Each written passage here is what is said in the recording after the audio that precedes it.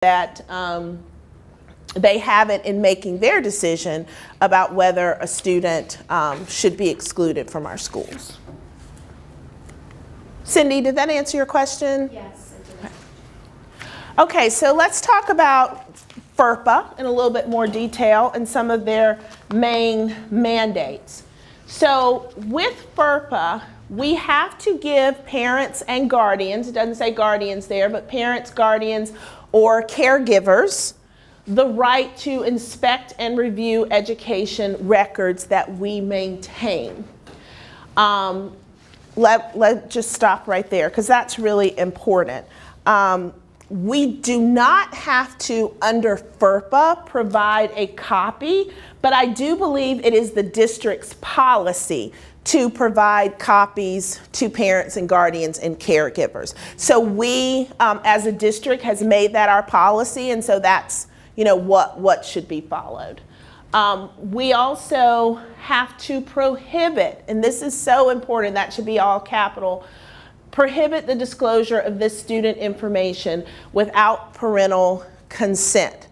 If a parent consents to someone else, whether it be a lawyer, a grandparent, or just, you know, a community person that they say are trying to help their kid, if they consent to that person having the kid's records, we're good.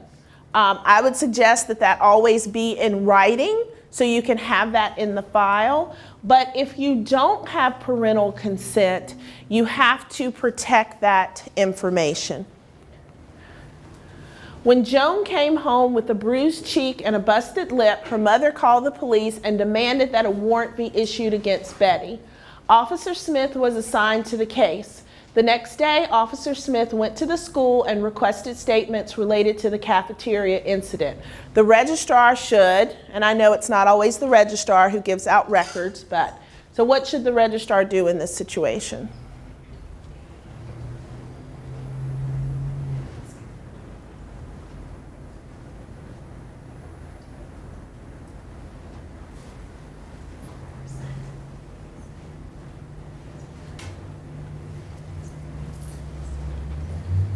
What do you think?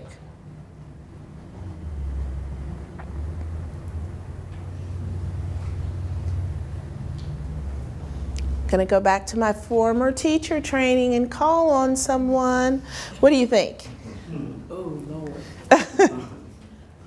I'm kind of in between. I think because the officer is not assigned to the school and we're open to sharing that information with our school resource officer, so this kind of throws me off a little bit because it's not someone attached to the building. I would say we'll come back to that because I don't want to obstruct justice. Okay. Do you disagree? I disagree. I see B. I let the officer review the information, but I would provide a copy that I would contact legal.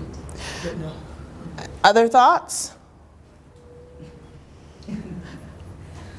Okay. Go ahead. What were you going to say? I was just, part of me is also with C. If you have the parent's permission, then that would not be a violation of FERPA if you do have the parent's permission. Well, if you have Betty's parents' permission, but we're talking about Joan's parent. Okay. So the answer is actually, wait for it, shock faces, D. Do not give or show the officer anything.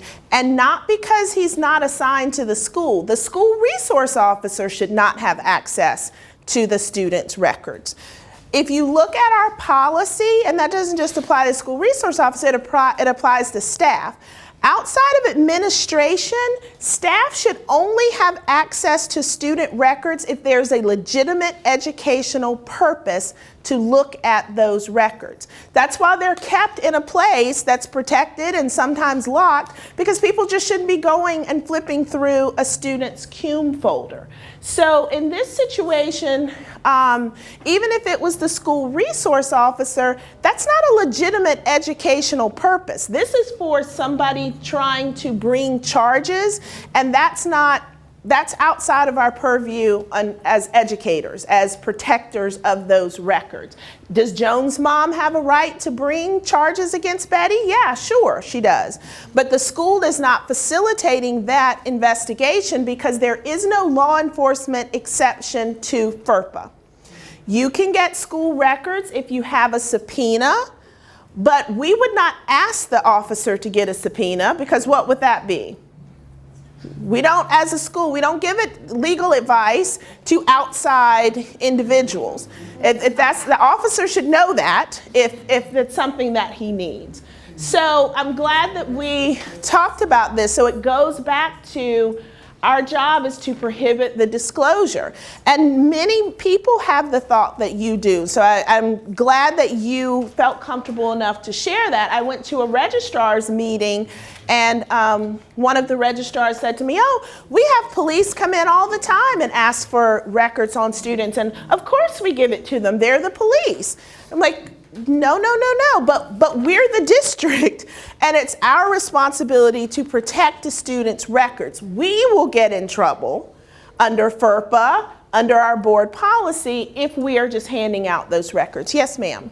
When we look at, so when we say records, because it may be documentation, records also includes video footage, and that's the shady area, because for me, when you look, I know it should not be, but when something like that occurs, the officer who is monitoring already has access, and that's where. What do you mean when you say the officer who's monitoring?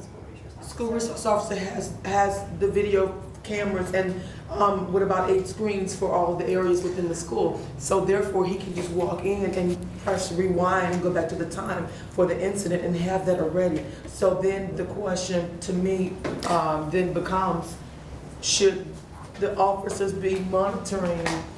Well, yeah, monitoring is different. But they can come back and rewind what they have monitored to go back to that specific incident at that time.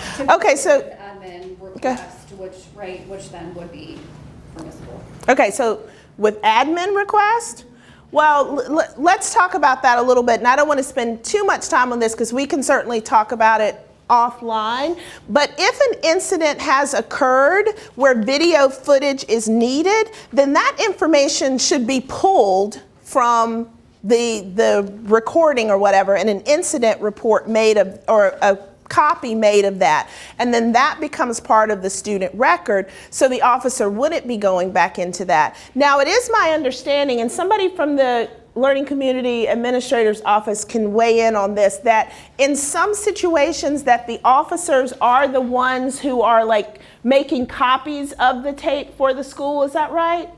So that's not the practice anymore. Okay. It used to be an informal practice, but now they are to request it from CMS law enforcement. Okay, yeah. Security. Yeah, so that's for the school. Yeah, we can certainly talk about it, and I know that there are lots of things that go on that are not necessarily practice, but the point is to get everybody on the same page so that we are protected under FERPA. So I'm happy to talk to you afterwards.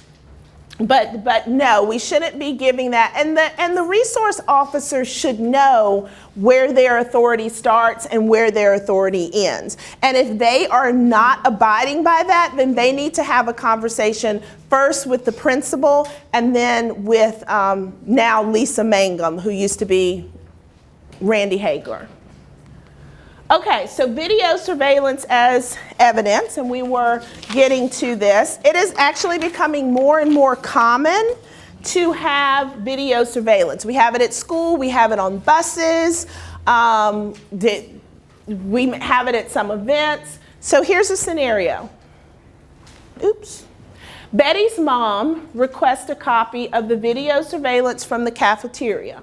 The other 3 other students not involved in the incident can be seen in the video besides Betty and Joan. The principal should do what? A, tell mom she cannot view the video or have a copy because it's a student record of other students. B, allow mom to view the video but only provide a copy if Joan's parents consent.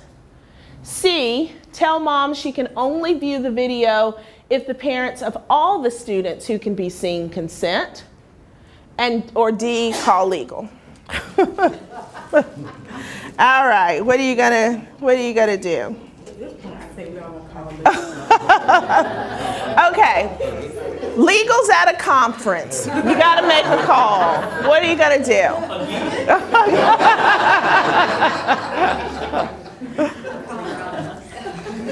What do you think? I feel like she can view it. I'm not sure about the copy part, because it's part of her daughter's file. So she should be able to view it. I'm not sure about the copying piece. That is absolutely correct. So mom can view the copy, view the video, but can she only get a copy if Joan's parents consent or all the parents consent? What do you think about that? So we got the first part, she can view it. What about the second part? So we've got B or C. So I'm hearing C. That seems like it would be the right choice, but it is not. So the other 3 students are considered bystanders. They're background, like bushes and whatnot.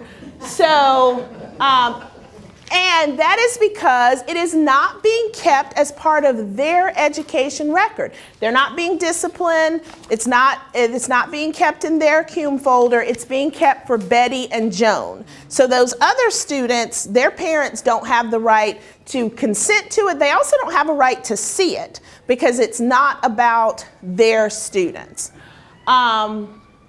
Now, this has been an ongoing issue with FERPA and the Department of Education. When we did this training last year, B was the absolute correct answer.